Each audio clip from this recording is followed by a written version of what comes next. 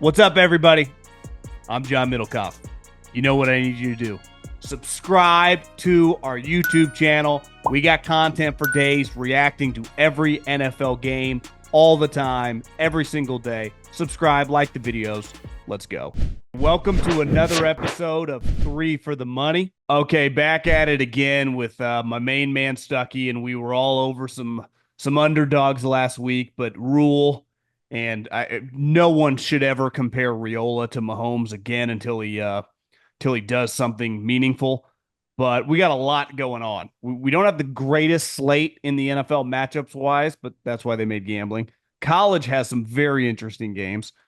We have the World Series starting on Friday night, where you can get the Yankees as a dog at plus 105, which I'm tempted to do. But Stucky, how you doing, bro? Going on, brother? Got any thoughts on the World Series? I played the Yankees small. Nothing big, but I took them as a dog. I wish that number was a little higher. Like if it was like plus 150 or something. If the Dodgers were a little better, I would feel a little more inclined. It's not all lines presented here by DraftKings, plus 105. I don't know if it's great value for an underdog. It would be my initial take as someone who is going to put money on the Yankees as well. Yeah, I mean, my thought process is that I just don't know if the Dodgers have the pitching. I mean, just look at game one. Uh, it's Garrett Cole versus Flaherty, who's looked awful. Um, and so I think I wanted to have just a bet on to sweat the whole series, and I think the Same. Yankees win game one. So I threw some on the Yankees as an underdog. Think how many I saw some of the prices for Yankee tickets in New York. I mean, they're just astronomical. Plus, there's so many East Coasters that live either in Southern California, Northern California, Arizona, Vegas, who I'm with some cash that I'm sure that, like there are going to be a lot of Yankee fans there Friday night. So Yep. there's a little variance there. Uh, so yeah, I like the Yankees as well. Where do you want to start? I guess really quick, looking back on last week. Uh, in the NFL, uh, the Lions, that was a pretty massive win. But I also think, we're recording this before Thursday night. I think Minnesota showed out pretty well. It's clear that division's freaking good because the Packers, I thought thoroughly outplayed them, but you muff a punt. Jordan throws an awful pick that they return to the 11 as well. To me, they play that same game 10 times. I think the Packers win comfortably, the majority of them. Are you in agreement there? Yeah, I mean the Texans just couldn't protect Stroud, couldn't move the ball consistently. They really miss Nico Collins. They have inefficient play calling on early downs. Um, but yeah, Green Bay looked good. Tricky spot this weekend at Jacksonville, just like after that game, division game on deck, going down to Florida humidity. I did play some Jags, but that number's come too far down. Um, Packers special teams are going to be an issue all year, but yeah, that division is loaded, and there's lots of good coaches too. Like that's what makes that division even more intriguing. So yeah, all those All their divisional all their all matchups. their divisional matchups feel like playoff games, don't they? Yeah, yeah, and you have good home field advantages too. Like I mean, it's good. It's nice when that It's a division is cool good. I division. think. I Yeah, agree. I mean, we've seen the switch in the like we talked about this before the year with the NFC versus the AFC. Um, I mean the AFC, man, there are some bad teams in the AFC. And like the Chiefs are undefeated, but they have looked, I mean, it's not like they're overwhelming teams, and they keep playing teams that get hurt. But I mean, their offense is pretty limited. But I mean, you have teams like the Raiders, the Titans, the Browns, the Patriots, I mean, the Dolphins, their situation is going to get better with Tua this week, but yeah, the AFC just it from top to bottom, I think it might have been passed by the NFC. I'm looking at the division winners on DraftKings. If you look at the North, obviously the Lions are currently favored. You can get the Packers. The Lions are plus 130. The Vikings are plus 175.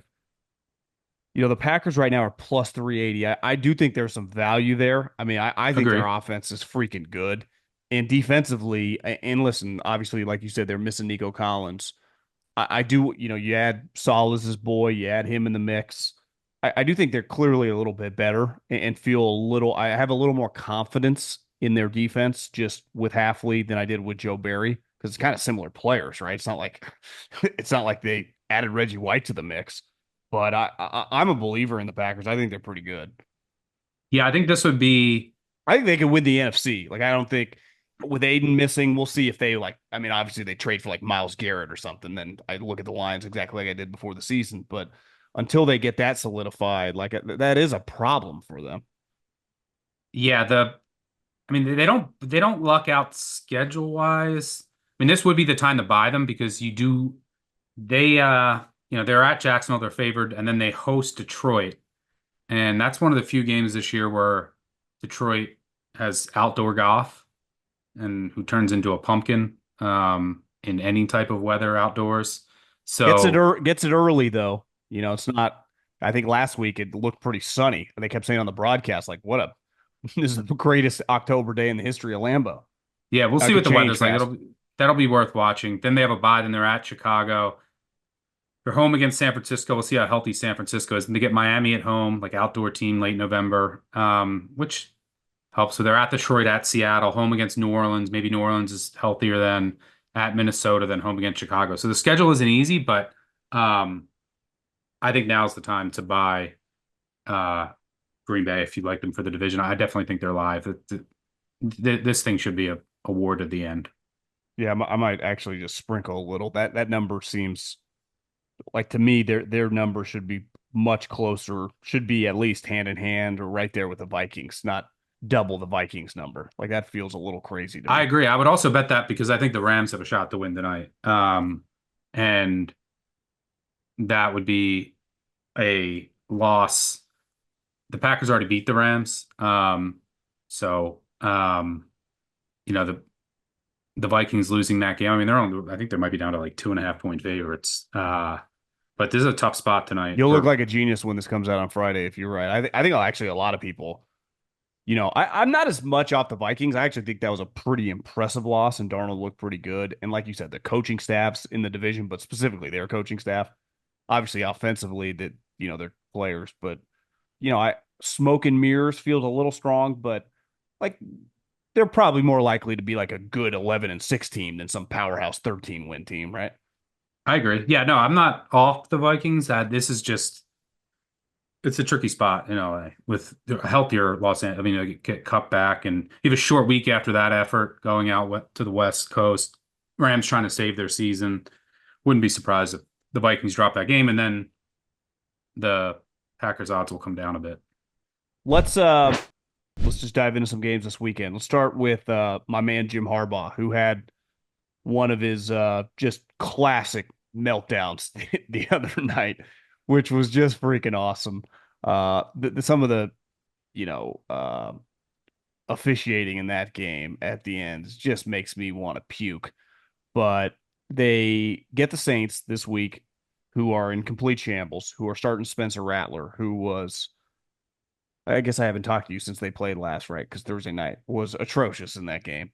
And the Saints, honestly, would I have been right on my preseason prediction on them? Who knows? But they have no freaking chance.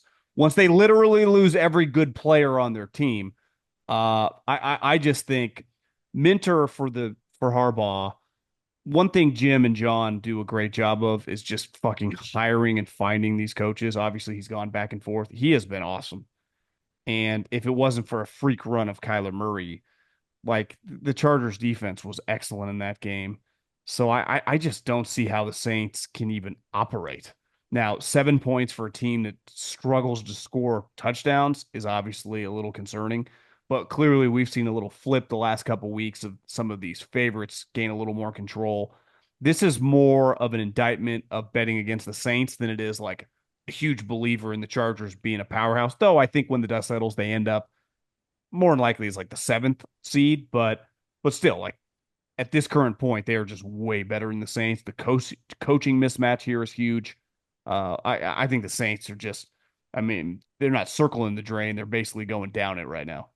I like a -7, the Chargers. Yeah, at 7, I would. Feels Uh, big. It's a lot of points for a yeah, I team mean that's that not my cup of tea. It's like the Chargers aren't a team I'd like to back as a big favorite just because of their style of play. They're like I think the Harbaugh's a great coach, but he kicked a field goal on 4th and 3 that I thought they should have went for it with like 10 minutes to go. Um, but their offense is just there's the ceiling is pretty low just because of the weapons they have. I'm curious just to watch this injury report. Like you have a lot of guys on the chart. Like what weapons are the Chargers going to have? I think yesterday we're recording this on Thursday. Like McConkey, Will Dissly, who was like their go-to guy last week. Uh, Darius Davis, Quentin Johnson, all those guys didn't practice. Like, who are they going to have to throw the ball to? And then on the Saints side, like, who's going to play? Like, they have about 10 starters that were limited in practice yesterday. Like, from it looks like Lattimore's going to play, which will help. But like Juwan Johnson, Kamara, Taysom Hill, Olave, a couple of their offensive linemen. Um, so like, who are the Saints going to get back? Because if they have their shell unit again, then yeah, it's hard to envision them being competitive in this game. So watch the injury report game for me. I couldn't bet the Saints as of right now, but generally speaking, Chargers not a team I'm running to the window to bet as a bigger favorite. Well, I mean, similar vein here. The Chiefs, who aren't exactly lighting the world on fire with touchdowns, do add DeAndre Hopkins, who I think they officially announced Thursday morning. On Wednesday, Andy Reid was asked about it, like after the trade had already been, broken. He's like, I know nothing about it. Classic big fella. But I would imagine DeAndre Hopkins, they will immediately play him. Now, how much? I mean, they'll just tell him plays in the huddle. Uh, they're playing the Raiders. They stayed in Vegas, so they played the 49ers. They flew to Vegas. They've been out there all week long. Last year, to me, typically this number, you'd be like, this is a weird spot for the Chiefs. But Vegas humiliated them on Christmas. And then I think it's probably more overblown on like social media, the thing that the Raiders did with talking shit about Mahomes. But I also think it's an easy one for them. I think this is going to be very, very difficult for the Raiders to budge past the 50-yard line. Now, the concerning thing is like, can they score enough points to cover this number, which as of this morning on DraftKings was 9.5? Obviously, Crosby will be a problem that their tackles haven't been great, but I could see this defense absolutely smothering Minshew, who just stinks. I actually play the Raiders. I played some +10. It's just, I mean, like, yeah, I get the social media thing last year, but what are the Chiefs going to do? Like, try play harder on offense? Like, their offense is just so limited. Maybe Hopkins might help a little bit, but he's not going to like provide that explosive option. He might play like 10, 15 snaps. I don't know, if he even plays on Sunday. The Chiefs, I mean, they're the least explosive offense in the NFL. They're really efficient. They're like if they're just beating teams with efficiency. Their D is playing well. But I will say, like, if you, I think their defense might be a bit overrated. I love Spags, but I mean, they lost Snead in the offseason. They lost another corner in Watson who got hurt now, and he's out.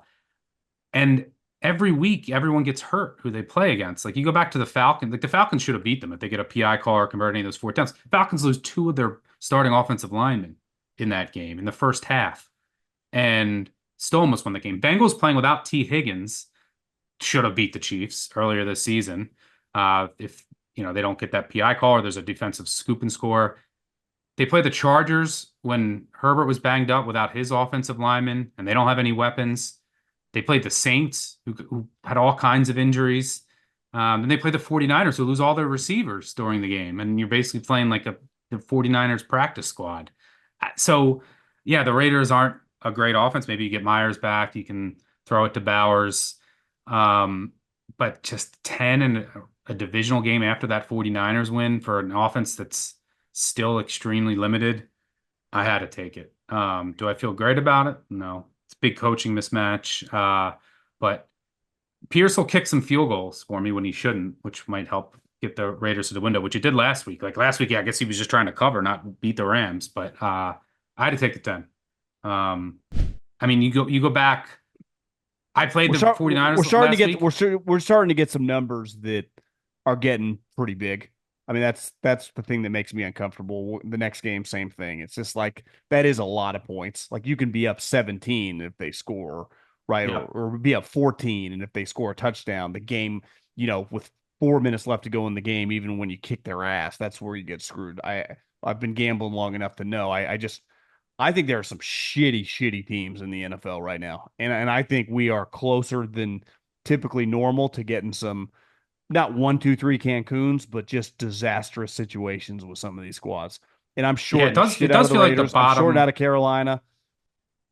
It feels like the bottom of the NFL is worse than usual. Like there's I more think pa co- the I think pa I the think coaching plays a part in that. Like Antonio Pierce, when's the last time a guy? I mean, the guy's been coaching like 5 years. Ever gets a Canales? I mean, I think some of the coaches, Gerard Mayo, same thing. He's been coaching 5 years. I mean, it's like these guys. I mean, they don't call plays or do anything. So it's like, what's even going on? It's kind of yeah, it's crazy. some of it's injuries. Like the Panthers have no one left on their roster, like from on their defense too. And I mean, now they're back to Bryce Young. They've been just crushed by the injury bug. But yeah, you're right. The coaching, it feels like college, the parity, there's more parity now than there's been in a while. In NFL, there's less.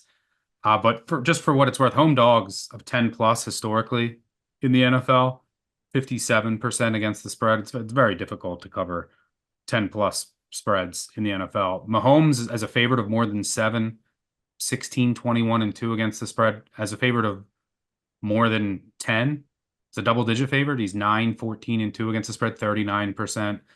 The other thing when you're laying a big number with the Chiefs is like they could be up, um, say they're up 7 late or up 10. They're really good at just running the clock out. And they're not explosive. Like they're not going to, but they can just Yeah. go on a 7 minute drive and then they're taking knees. But yeah, He's really turned in more these last couple years, which is not Andy's MO, but it's just because of the squad, the roster that he has. Much more like a Harbaugh brother, right? Or like an old school Mike Tomlin. Like Andy at his core wants to throw it all the time. I yep, mean, looking at the numbers, I was looking yesterday when I did the podcast for when they traded for DeAndre Hopkins. Like you said, they sneaky or they're really good on third down. So it's like their offense has been efficient, but on first down passes, they're like closer to 20 than they are 10. And it shows you like he just knows. I mean, that goes back to Pacheco. And even now the Kareem Hunt has looked better. Like, I just got to play to the strength of my team. But at the end of the day, like he would ideally love to have 3 or 4 sweet wide receivers and throw it all the time and score 38 on your ass. Like that's how he wants to play. Like Jim Harbaugh at his core would run it every play if he could. Like Andy at his core, now he likes a physical defense. It's not like he has soft teams, but he wants to pass. But it doesn't make as much sense when his best wide receiver right now is a 21-year-old 4-2 guy that, you know, I think they're still trying to figure out exactly how to use him. And I yeah. I think mean, you saw Mahomes that last Mahomes week is when Mahomes six. overthrew him. Yep, yeah. Mahomes has 6 touchdowns and 8 interceptions. Somehow he's the MVP favorite, but on the year, like their offense is they don't have Pacheco, Brown, Rashi Rice a huge loss. Like Kelsey's not in full playoff shape yet. Like the offense is very limited. They just want to like that's what makes it tough to lay a big number. Then they just want to like grind it down the field, Okay, you rely on convince me. their defense. I'm staying away. I'm staying away from that. This though. I listen. Denver is worse on offense than the Chiefs, but they are minus. They're minus 9.5 at home against Andy Dalton, who gets in a car accident. Luckily, he's okay, but he hurt his thumb. So maybe you sprain your thumb, you can't grab the ball. They go announce on Wednesday. They're going with Bryce Young. If you truly believe Bryce Young stinks and is going to just be one of the worst players we've seen in recent memory that was drafted that high, Denver's defense is good on the road and Mile High. This is a tough spot for him. I mean, they could not function on offense with him those first couple games. Now, maybe he's had a chance, take a deep breath. I don't really know how you get your confidence back just hanging out in the meeting rooms and playing scout team quarterback, but I'm tempted here to take Denver as just a bet, less about Sean Payton because I actually think Bo Nix has been a little shaky for a guy that's 24 with 700 million career starts. Like I would expected him to be a little more consistent. It's been a little concerning, but I just what I've witnessed out of Bryce Young the first year and a half, it's not like anything else changed. It's not he's not coming back like there's seven more sweet offensive guys. Obviously, their defense blows, but I think this is a tough spot to start if you're him. I don't mind this one. If you want to up the three, this would be my preference. Yeah, I mean, Would it be the same number if Dalton was starting? no, and it would be Dalton is a couple points better. 7. Yeah, probably seven. I mean, look, yeah, Bo Nix has not been great. He's been uh, a garbage time merchant. So like a lot of his stats have come in complete garbage time. Like you look at that Chargers game, like they were down 21 nothing, and then he put up a bunch of yards when the Chargers were kind of playing soft. I didn't even think he was that Uh good against the Saints, did you? no.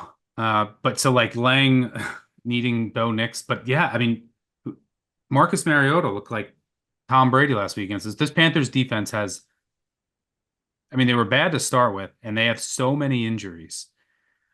It's hard anyone can move the ball on them.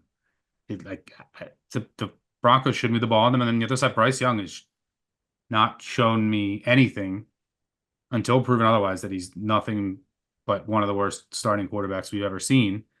Broncos also get Surtain back, who just makes their defense takes it to another level. He'll shadow Deontay Johnson. What are the Panthers going to do here? Yeah, this could be like I don't know, 20 to nothing. 24-3 or something. Couple other games. This one's interesting. Obviously, it's been hard to judge Miami. I was a believer coming into the season, assuming Tua played 17 games. This was a team that was going to take a step back. I didn't think they were going to be a playoff team, like 7-8 wins from where they've been. Obviously, you remove him with the Snoop Huntley and Tim Boyle. It's a joke. You get Tua back. Tyreek Hill says he wanted to cry when they told him. Obviously, it's a huge boost relative to what they've been playing with, right? I mean, the gap between Tua, even though I'm not the biggest Tua guy, and those cats is fucking wide. Yeah, I still don't think 7 points. I still don't think Miami's very good. And it's not like Arizona's great either. But one advantage they have, even this time of year, and this is why I think you're interested in Jacksonville too, it's still hot down there and everything. Well, it's 90 degrees where I'm at. So it's not like Arizona guys aren't used to heat. I understand it's a little different heat, humidity, but it's not is that humid right now in Florida. It's just more hot. Maybe I'm wrong. Maybe it is super humid, but I I don't know. I have a hard time. I kind of like Arizona in this spot plus 3.5, and this coming from someone who doesn't really love Arizona. But the problem with Arizona is like last week against Chargers. Like they have some games where they really show some fight. They did against the Niners. They did against the Chargers. You're like, in some of their, I mean, James Conner's a good player. Trey McBride's a good player. Obviously, Kyler's a mother to play against. But then they have games where they just kind of lay down. So they're a little, uh, two-faced that way, which is tough to gamble on. But it's more like I don't buy Miami. I love the Dolphins here. I played them in three. I'd still play them in 3.5. I think that they're just super undervalued now that they're getting Tua back. Now there is some uncertainty with he was out for an extended time coming back from concussion. So maybe there's a slight dip in production. But how is this? I just don't know how this Arizona defense, who lost another guy, they've had so many injuries. Gardeck is now out for the year. Who's He's their good? best edge rusher. Yeah. Yeah. He's out. They don't get any pressure. Bottom three pressure rate. Now you lose Gardeck. That's the way that you have to stop this Miami offense with Tua at the helm is you have to get pressure. Arizona is incapable of getting pressure. Their secondary is terrible. I don't know how they get any stops. And what does this Miami team do with Tua? We've seen it for years. They beat the shit out of bad defenses. They turtle up when they play a good defense and get pressure. But this is what Miami does at home against a bad team and a bad defense. I mean, Tua is 17-10 against the spread versus teams under 500, 63%, covering by about 5 points per game. As a favorite against teams under 500, 70% against the spread, 15-7. This is just what they do. The Cardinals defense is awful. It's the only defense in the league allowing a success rate over 50%. I just don't know how to get the stops. It's not a great spot. You're going across country on a short week. And if you look like, yeah, they have 3 wins. They caught the Rams in a great spot after that Lions overtime game, and the Rams had so many injuries, had just decimated roster. Their other ones, San Francisco lost its kicker. It's the only reason they win that game. And there was that fumble and fluky. Last week they should have lost to the Chargers. There's three huge fumbles in that game. Kyler gets picked, returned into Arizona territory. The defender gets stripped. Arizona recovers it. Chargers then get the ball, their next possession, go right down the field, about to score a touchdown, fumble it for a touchback in the end zone. Arizona's only touchdown drive, they fumble it, somehow recover it. Three game-changing fumbles. They recover them all. They let Herbert throw for 350. Who was he throwing to? Will Disley and Fehoko? I mean, like McConkey. everyone, all the receivers were hurt. So, and he threw for 350. So there's no reason why this Miami offense can't cook here. And the one thing Miami's defense is doing well, and their metrics look good, like their top 10 success rate. Now they played some bad quarterbacks of late, but they're able to get pressure up the middle. That's really how you disrupt Kyler.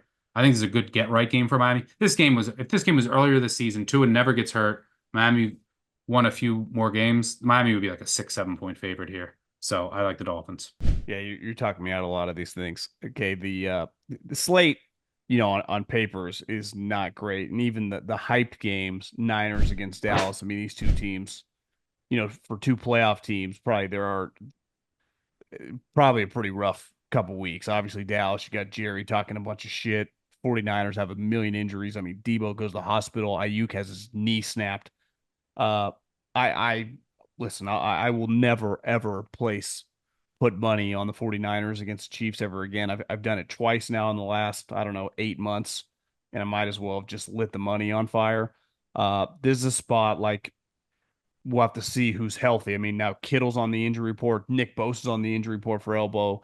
I still think all these guys are going to play, but the Debo situation, I would imagine, being sick, he's not like he's going to practice much this week. So even if he's ready to play, how rusty is he? Juwan Jennings' hip is an issue. Now the Cowboys defense, is it safe to say it's probably unlikely that Mike is going to play in this Probably. game? Yeah, I Yes, think he's more unlikely than not. it's what it feels like. So their defense is atrocious. But I don't know. I mean, this is a game. This is a stay away for me. I mean, the Niners should win. Obviously, whoever loses this game is going to feel really, really bad. If the Niners were to lose this game, like you convinced me, like this season's just a disaster, and they're going to end up like 8-9, and just I don't even know. You'd be speechless at the end of it. But you win this game, take a deep breath, and maybe you can get the train back on the tracks. Now they got Tampa coming up, who just lost. I mean, how do you even function if you're Tampa Bay moving forward? That sucks. But this is to me like most people didn't believe in Dallas anyway. This is a must at home against this Dallas Cowboy team. Must win for the 49ers. Yeah, 49ers. I had the 49ers last week too. I mean, I'd play it again. I played it -1 to close 3. And they'd lose all their receivers. I mean, like, what do you? That's like a 3 or 4 point drop off with that. You're throwing to nobodies. Now those, Cowing and what's his name? Their draft pick, Oh, Pearsall. They Ricky could be good Pearsall. players, but they had Yeah. zero career catches coming into that game. So we'll never know how that game would have played out if the 49ers were healthy. So, uh, this is tough to. Who's going to play? Like, if Jennings is out, I don't think Debo's going to play. Like, fluid in his lungs. Ayuk is I'm not. out. I'm not. I wouldn't feel great about Jennings playing. I mean, he was out obviously Sunday, and then he missed practice Wednesdays. Clearly, this isn't like just some nick and bruise, like a hip. That makes me pretty nervous. Yeah, I didn't even know he was going to be out last Me week. either. But I mean, so I mean, gosh, I bet the 49ers. I fade Mahomes the dog. Think I'm going to get Jennings, Ayuk, and Debo in there, and none of them are out there after one quarter. Um, so yeah, I mean, I can't play the 49ers just because of all those guys are out and Kittle's banged up and there's still no McCaffrey. I can't lay points with them. The way I would look here is potentially the under. The the Cowboys could get some other pieces back on defense. They're coming off a bye. They're called out by their local media for 2 weeks after getting. I mean, their defense was embarrassed. It was like a high You mean school their you game. mean their owner on with their local media calling them out as well? Yes. Yes. So I would think that their defense plays a bit inspired here. And if the 49ers have all these injuries, like it's not going to be an explosive offense. 49ers are going to play slow, probably play conservative. And then the other side of the ball, the way to attack this 49ers defense, the best way to attack them, because of some of the injuries on the defense line is to run the ball against them. Um, Cowboys can't run the ball. So I think this projects as a lower scoring game. Uh, 49ers being conservative, playing slow, relying on their run game, and you can run on Dallas, regardless of who's back there. So they're gonna probably have some, long methodical drives. And I'm curious to see that what made it even worse having a bet on the 49ers is obviously if I knew that if the market knew that Debo, Ayuk, and Chiefs would have been Jennings were favored. all out, I mean the Chiefs probably would have definitely been favored. But in that circumstance, Kyle would have at least had time to game plan, right? Like you probably had so many plays and build around Debo, Ayuk, and like you have these guys who have never played. So at least he has time now to prepare for some of these losses, but it's still not great. So I couldn't lay it with the 49ers. This spread probably would have been around 7, 6 to 7 if the 49ers were healthy. You've seen it come down, which, 2 to 3 points, which I think is fair for all their injuries. So I think the line is close to right, but I would look the under. I think this profile is a lower scoring game. Okay, let's fire over to college. Let's just start. I mean, Friday night we have a massive game in Vegas. Boise playing UNLV. UNLV's good. I mean, they're a close loss away from being right there with Boise. Of like, this is a playoff eliminator almost between these two teams. Boise -3.5. Their running back is freaking incredible.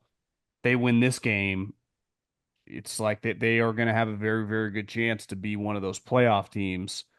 Uh, what's your take here? I mean, I'm tempted to take UNLV plus the points. I've watched them a bunch this year. I think UNLV is pretty good, and Boise's X factor is just. I mean, they have a top 2 or 3 player in the country. I mean, that's how good this guy's been. So it's hard sometimes in college more than the NFL. It's like sometimes you just got to ride that guy, till he proves you wrong when he's just got, one of those magical seasons rolling. We've seen it a lot of times in our lifetime. And that's my hesitation here. It's like, oh, all of a sudden Genty goes for 200. But the one thing is UNLV's defense has been really good this season. Obviously, Barry Odom's a defensive guy. This is a great college football game. Yeah, I liked Boise earlier in the week. Now that the spread is over 3, I could only take UNLV. I mean, I think that the right spread is probably 3. Like this is one of those games where if it was under 3, you look at Boise. If it's over field goal, you might look at UNLV. I don't have a strong take on it. I will say the spot. Oh, by the way, if anyone cares, the other 2 NFL sides I like were the Browns and Bengals this week. But the spot for Boise is pretty good in that they had a bye last week. So they had 2 weeks to prepare for their biggest game of the season for Mountain West, for College World Plus. So you could see some wrinkles. Whereas UNLV, they played Syracuse. These on the field for 90 plays, go to overtime in that game. Then they go to altitude in Utah State. Their D is on the field for 90 plays.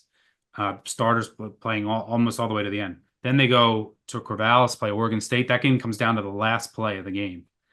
So their D might just be extremely fatigued, which is not ideal for Genty, who is on pace to run for over 1,500 yards after first contact, which would be an NCAA record by a large margin. So 1,500 yards after first contact, That's crazy. just insane. So like, are you going to see more missed tackles and more explosive runs? The Boise defense isn't great on the back end, so Ricky White, who's a potential future NFL receiver, one of the best at the Group 5 level, Michigan State transfer, he could have a big day, but the Boise State defense, the one thing that they do well is get after the quarterback. They lead the nation in sacks. Malik Williams has been much worse under pressure. And the difference in this game might just be that Boise is able to create a few more negative plays with their pressure and Boise and and force UNLV into like known passing situations on third and long and make their third downs much tougher. Whereas you have Genty and Boise's going to be in much more manageable third downs. But it should just be a fun game. There should be a ton of scoring back and forth.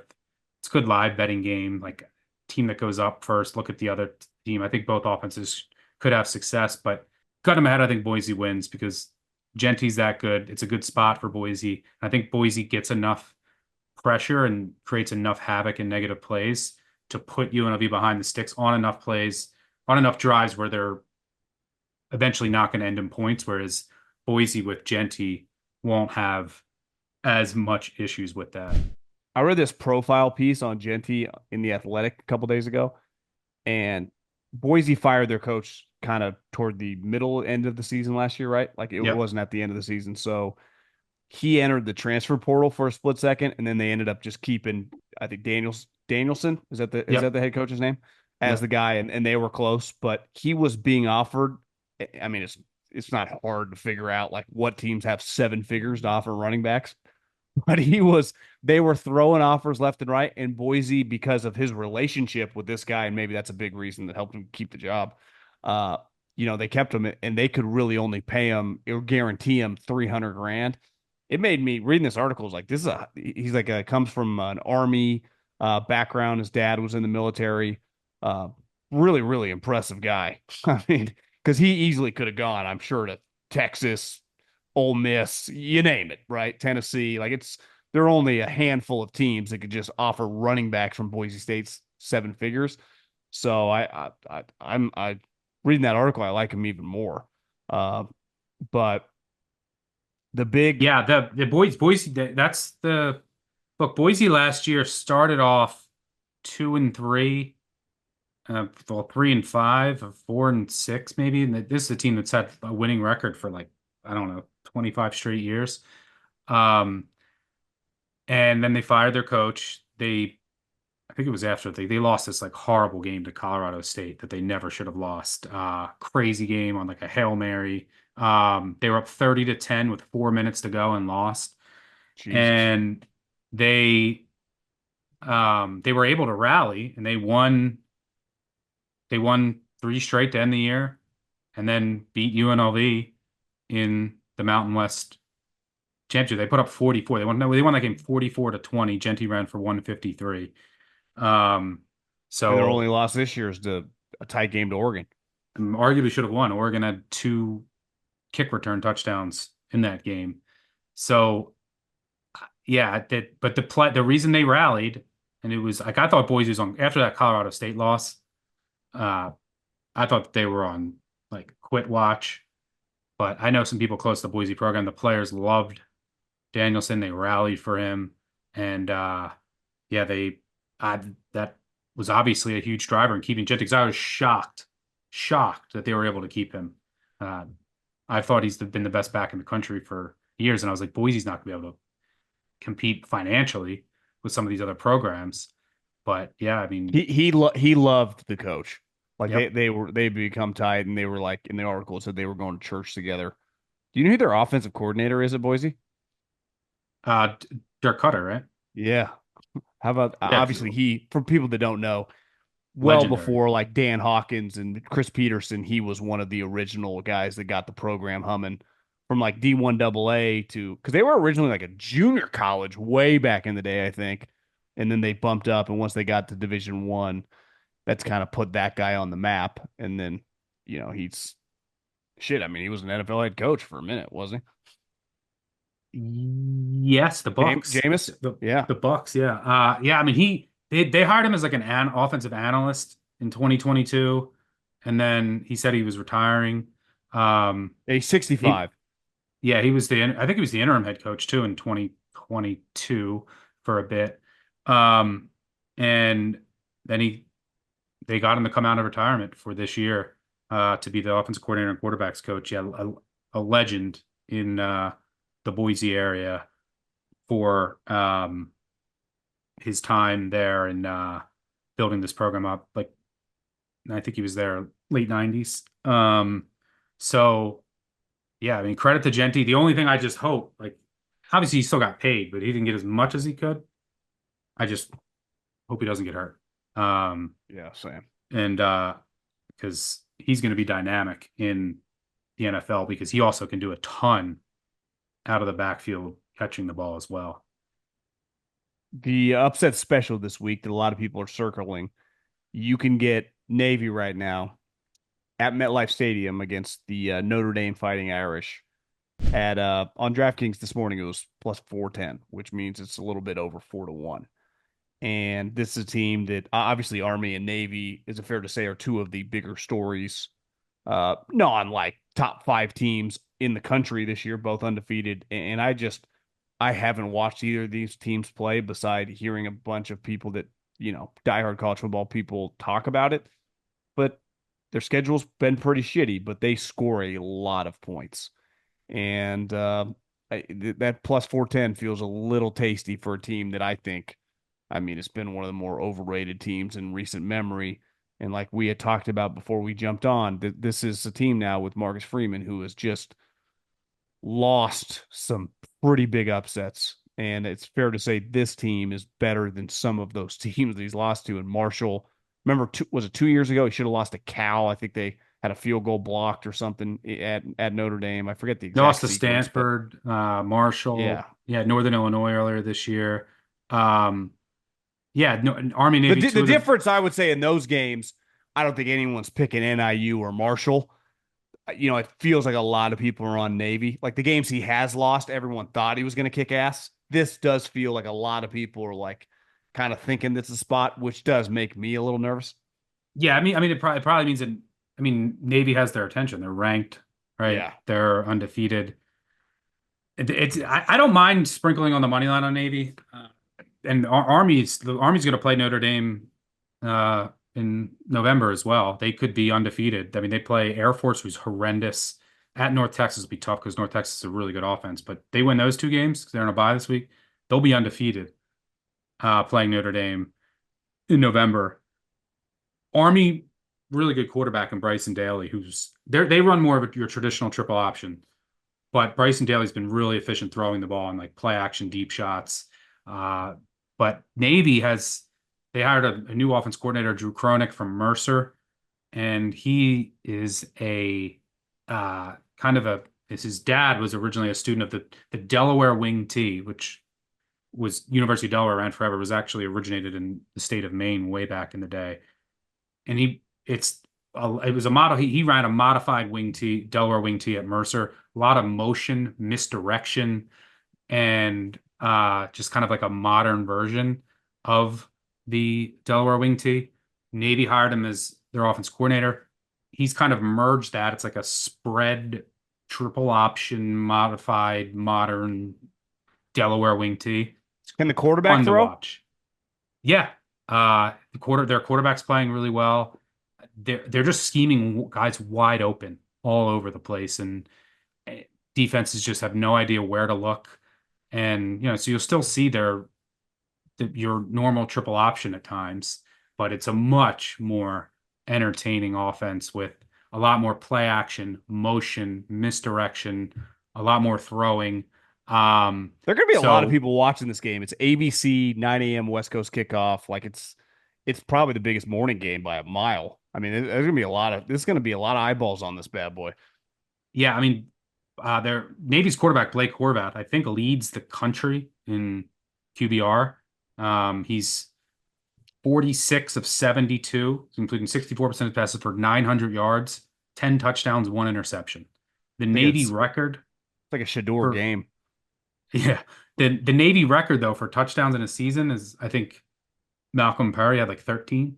So uh that's gonna be Horvath's gonna beat that. Now, I don't mind the money line sprinkle because it's hard to gauge, which makes this game difficult for me to handicap, is it's hard to gauge like Navy's usually always intriguing as a double digit underdog. All the service academies are because they shorten the game down, they play slow, it's limited possessions. But this isn't, your typical triple option offense, like because they're going to throw a bit more, so it's not as slow. they do have more potential, but they really haven't played anybody. So it's hard to, and they've been really lucky with turnovers I mean, last week against Charlotte, they put up 51. They had 38 points before, and they only ran 3 plays in their own territory. Like Charlotte turned it over on the first 5 possessions of the game. So like they've been really lucky, and they played no. I mean they played Charlotte. Air Force is way down. UAB is a joke. Temple is bad, and Bucknell. The one game they did play of a serious team was Memphis, and they won that game at home 56-44. But Memphis put up 700 yards. So the Navy defense is definitely vulnerable. They lost to Notre Dame 42-3 over in Ireland How many last. yards were I mean in that game? It had to be like 1,500. Navy, I think, had 600. Yeah. Memphis had 660. Navy had 570. Um, Jesus. Wild game. So yeah, Navy won 56-44, 100 points scored. So it's hard to gauge just how bad is their D, and their offense. Like Memphis's D is not great. Notre Dame's defense is really good, and they played a top 20 schedule. Like they played good offenses, and their defense is legit. They have NFL guys. They have a really good defensive coordinator. So there's a chance that just Notre Dame, with their talent, because Navy's defense has been questionable, and Notre Dame's offense is getting a little bit better.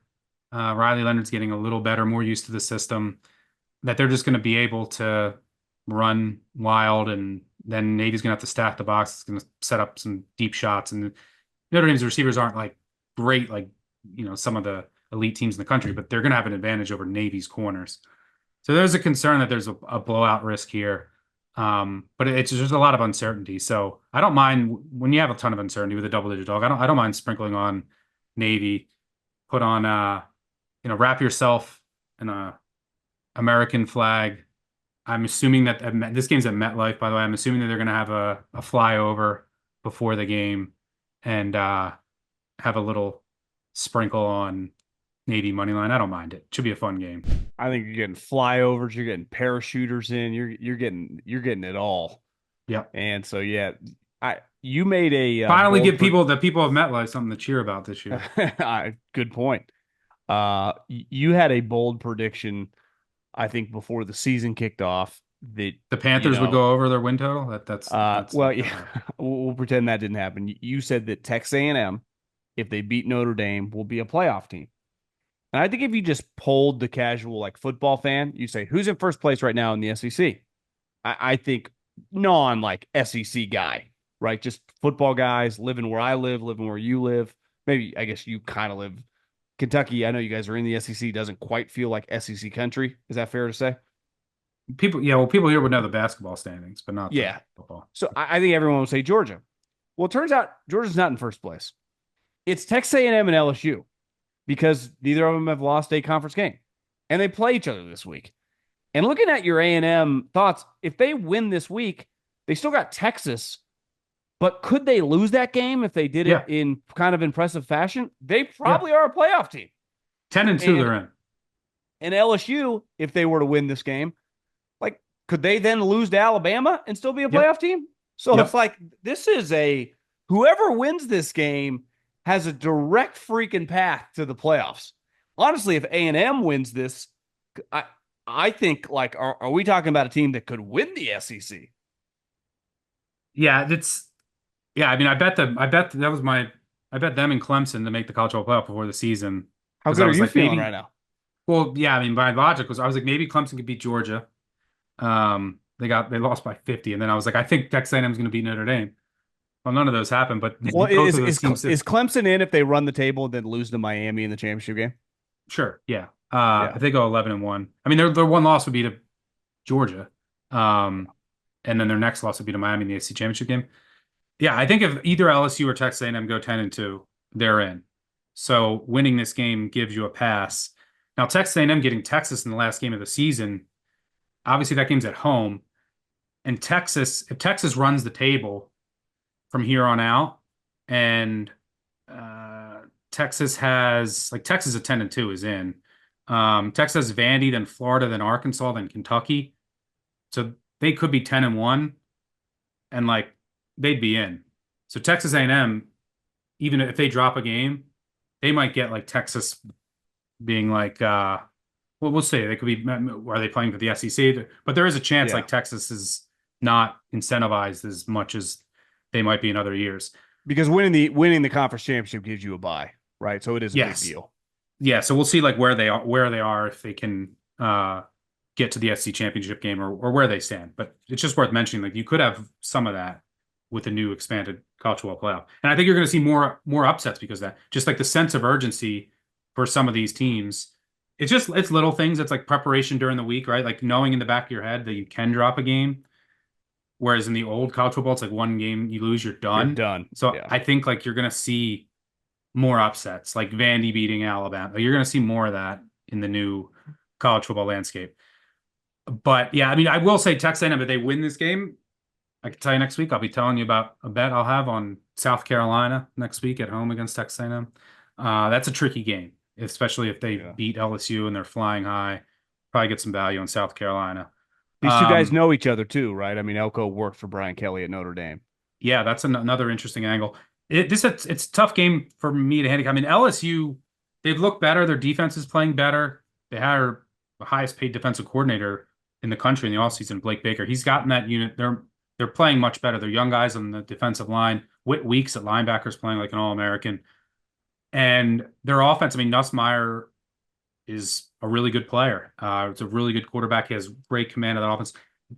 One of the great matchups to watch this game, Texas A&M is a great defensive line. LSU has a great pass protecting offensive line with a number of NFL guys going up against each other. Who can win that battle? But Nussmeier has been amazing at avoiding sacks, and that's, I think, a key to this game. But LSU, like, yes, they've looked a lot better. They should have lost to Ole Miss. I had a bet on that game, got lucky. They should have lost at South Carolina or bailed out by the refs. Like, this is a team that, and they lost to USC. I know it was week one, but this is a team that easily, you could argue, that should have three losses. And Texas A&M, they could have lost to Arkansas. They only beat Bowling Green at home by 6. So they've been kind of Jekyll and Hyde. Have they had the season that USC has not had? They've been in these close games and it's gone their way. USC has been in all these close games where they've been winning late and they fucked up. It's the Yeah, margin for error. I think USC on the whole is worse than LSU, but I think it's kind of similar to that. Like USC easily could be like 5-2 or something. Like yeah. they're not getting their ass kicked here in these games. No, I mean they blown 14-point leads in back-to-back weeks, including one to Penn State, and then last week they get a field goal block that would have clinched the game. Um, but yeah, Texas A&M is just hard for me to figure out. Like they've also had two different quarterbacks, right? Wegman was hurt. They went to Marcel Reed, who was more of a running quarterback. They went back to Wegman, who has a lot of talent, but he's way up and down. You saw him in the Notre Dame game, unplayable. I mean, one of the worst quarterback performances of the season. I know that the Notre Dame defense is good, but he looked like he was seeing ghosts out there. Then against Missouri, I mean, they go back to him and he looks flawless. Looks like a first round draft pick. He went 18 to 22 for 280 against Missouri. It was not an elite defense, but they're a good SEC defense. And then last week against Mississippi State, like looked a little sloppy. So which version of Connor Wegman do you get? I mean, last week against Mississippi State, it's not an elite defense. He went 15 to 25 for 200 and threw 2 picks.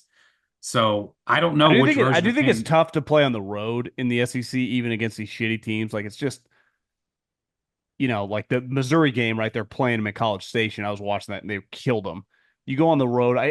Again, I'm not trying to. I remember watching them that week one game against Notre Dame. Like this is the worst player I've ever seen. My point is that I think sometimes with college kids, and I'm as guilty as anyone with this, like, oh, you shitty. It's like it is difficult to play on the road in these environments, For even sure. against And the it lowest was a level tough of teams. spot. It was a tough spot too. They were coming off that Missouri game. They knew they had LSU on deck. Uh, but I think a lot of this comes down to, I mean, yeah, it's going to be at night at Kyle Field is as tough of a place as you're going to play. And LSU, it's like they had that Ole Miss game. Then they had what did they go? Yeah, they had the Ole Miss game. Then they went to Arkansas, and now you're going to Texas A&M. Like, what do they have left in the tank? A&M at least, uh, it hasn't played as big of wars like battles of late. the key to the game though is like because LSU's offense doesn't have a ton of explosiveness. They have Kyron Lacey, who's a pretty good receiver, but they're just, it's like Nussmeier efficiently moving the ball down the field through the air. They have this freshman who's giving them a bit of a punch in the running game.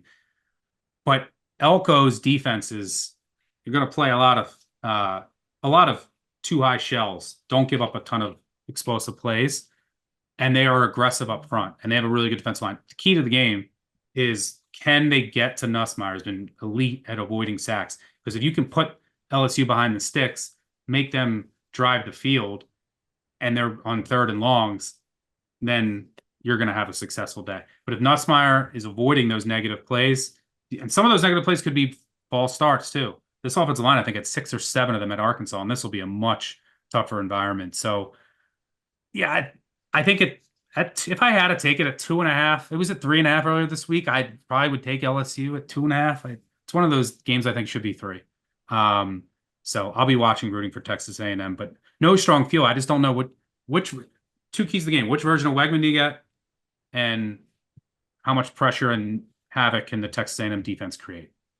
I think we got to enjoy some of these big games on Saturday because Sunday could be there could be some moments where it's like, this is a rough watch. Yeah, I mean the games, Bengals Eagles could be good. Um, Packers Jags maybe could be entertaining. Bills Seahawks, I'm looking forward to watching. And the rest, That's a it's good like, one. I mean, even Monday night's Giants Steelers. yeah, Cowboys Niners now with all the injuries, it doesn't have as much intrigue, but yeah, it's not pretty. Okay, Stuckey, let's keep rolling. We hammered a bunch of dogs last week in college and did pretty well beside Nebraska. So screw you, Matt Rule. What the I hell did was play that? Washington this week against Indiana, so hopefully Signetti doesn't burn me again. But I think there's like a big drop off between Rourke, who is playing as well as any quarterback in the country, to this backup. So It's the dude on the Warriors' brother, right? Ty Davis. What's the guy's last name? Ty Davis Tadian Jackson, or Jackson Davis is the dude on the Warriors. The center. I think it's his brother. I didn't even know that. Yeah. So I losing mean, Rourke. The one thing is watching Indiana is like their defense isn't bad. no, their defense is pretty good. Yeah, Tadian Jackson is his older brother is Trace Jackson Davis. I never put that together. I mean, they must be not have different.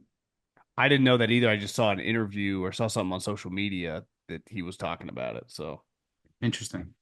I never put 2 and 2 together because he doesn't go by Jackson Davis. yeah. Um, yeah, Indiana's defense is just, I mean, Nebraska just was I don't know what Oh, it that was performance they would have was. lost to It was anyone the way embarrassing. they showed up. Yeah. But I did play Washington. Washington's been good this year. They've been a bit unlucky, but coming off of a bye, Running back's good. uh, running back's really good. This is a really balanced offense. Will Rogers is good. They have good receivers.